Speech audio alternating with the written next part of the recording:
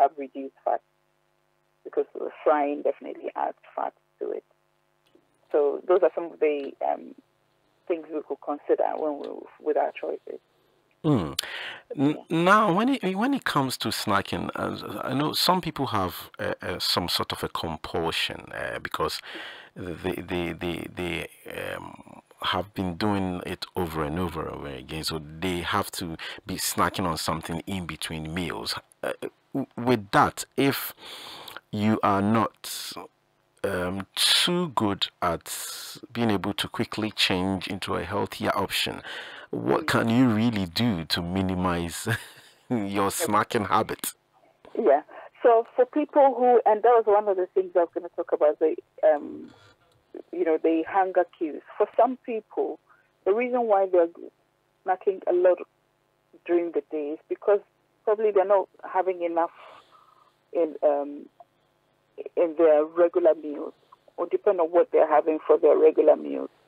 So then their attention then goes to the little bits and pieces that they pick up. So it's very important to listen to your body. What is your body saying about what you're eating?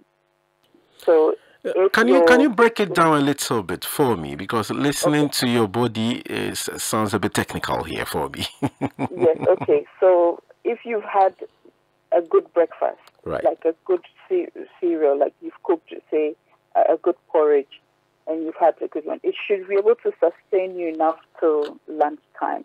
If you find that you're getting hungry very quickly, is it that you're not having enough, or what is it that's inside?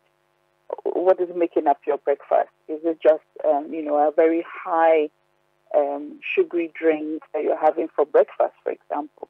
That, it's not going to stay long in your system. I don't know if that helps. Yes, in terms of the answer. Yes. And then, of course, and then the same happens with, what are you having for lunch? What are you having for dinner? Such that your lunch is not sustaining you enough to get to your supper time. Because to be honest, if we have 3 regular good meals, most of the time you wouldn't even need to snack. That's true. It's not really a bad, yes, but like I said, it's not a bad thing to snack. But if you have to do it, then make it a healthy one, and let it be part of your whole balance regime. Yes. So that's what I mean by listen to your body and listen to how you're responding, or how you're reacting to the snack. If you're not, it means your meals are not sustaining you very well, then you feel like going for other things, and the tendency to go for unhealthy options is very high. Because it is easily accessible, isn't it? Well, that's the other thing, the accessible, what is around you, what's in your environment. So, for example, for most people in offices, when people, buy things for your team, for example, you're more likely to buy the unhealthy ones, to buy the cakes, the biscuits, and the sweets, and all that instead of the food. So, again, what is in your environment, what is around you, that will tempt you to go for that thing that, you keep going back for. So that's another thing.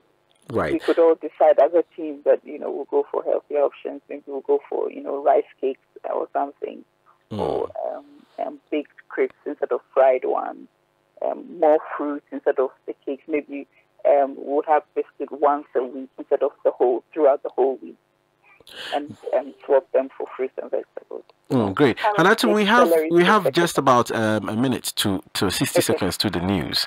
So so finally, if you could round up for us. Yes.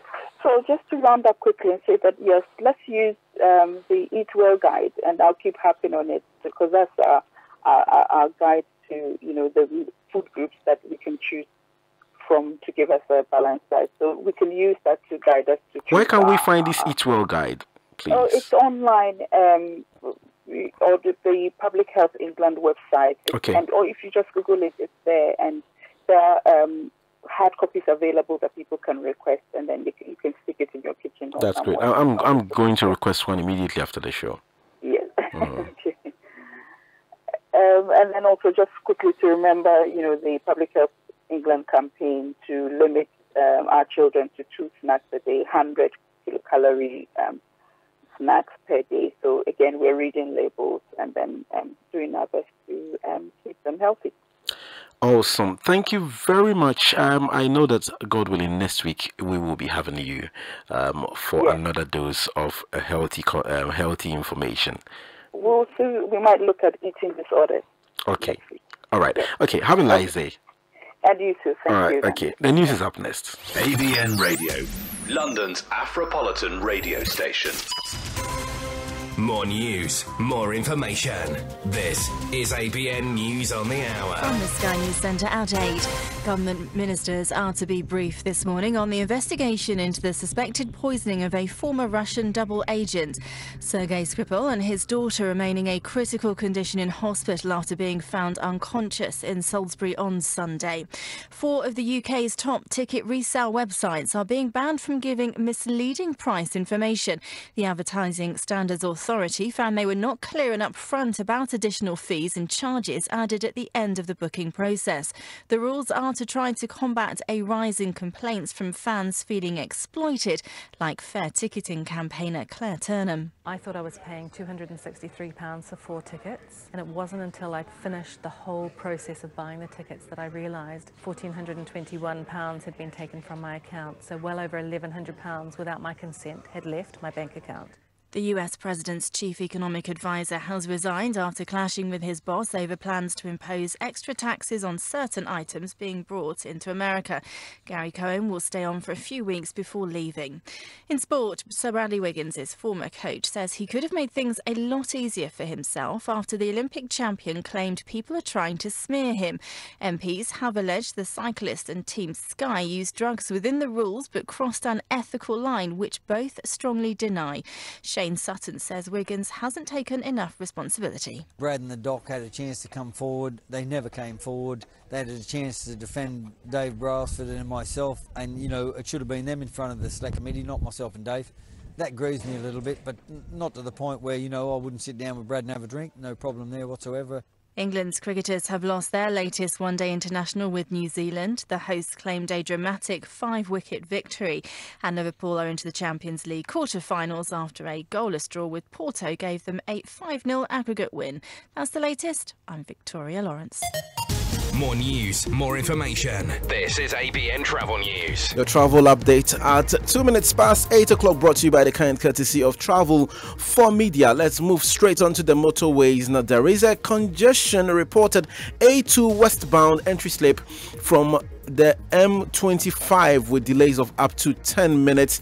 Staying with the motorways, there is the M20 westbound exit slip at junction 1, experiencing some congestion at the moment with delays of about 10 minutes. Let's still stay with the motorway, and this is another congestion alert for the M20 westbound exit slip at junction 1. That's between junction 1 to the M25 junction 3 anti-clockwise. There is also some activity for M25 junction 9, that is the M25 clockwise between junctions 9 and 10, which is currently experiencing some delays of about 10 minutes. Let's go to the trains, and there is disruption between Reading and Guildford.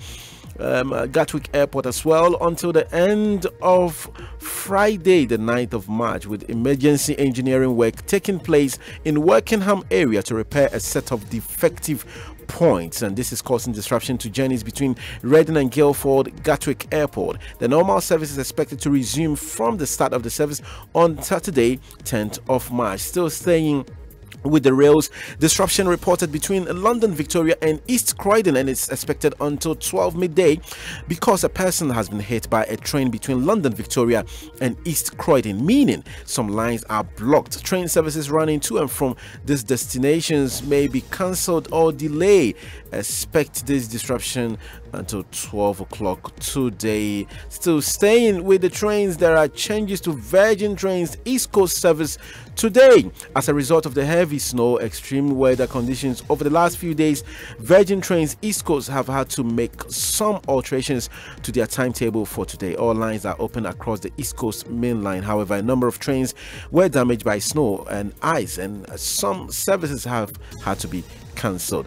Going on to your tube lines, all the lines are reporting good service with the exception of the Piccadilly line, which is experiencing some minor delays at the moment. So if you're traveling, that's good news for you, but on the Piccadilly line you may have to check your travel before you make your way. That has been your travel for this hour, brought to you by the kind courtesy of Travel for Media. There is more at the top of the hour right after this news from the Sky News Center. This is ABN Radio, London's Afropolitan radio station. I got caught in an addiction and I couldn't find my way out of that cardboard box. It kept grasping onto me. Before I realized it, I couldn't stop using it. It comes like a primal instinct. It's got